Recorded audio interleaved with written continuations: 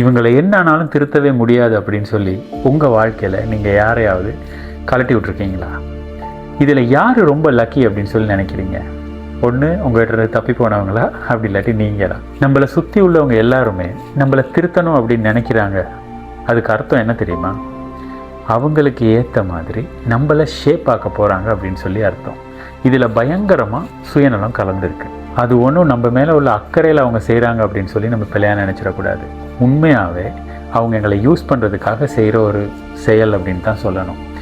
உதாரணமாக சொல்லப்போனால், ஒரு கருத்தையில் கட்டியிருக்க மாடை எந்த அளவுக்கு கண்ட்ரோல் பண்ணி அந்த கருத்தைக்காரன் கொண்டு போகிறானோ அந்த அளவுக்கு நீட்டாக அந்த கருத்தையை ஓட்டிக்கிட்டு போகலாம், போகிற இடத்துக்கு போகலாம். ஸோ அந்த மாட்டை கண்ட்ரோல் பண்ணாட்டி அவங்களுக்கு ஏற்ற மாதிரி அந்த கருத்தை போகாதில்ல.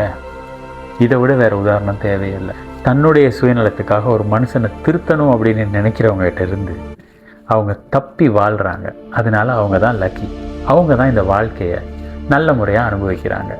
நீங்கள் என்ன நினைக்கிறீங்க?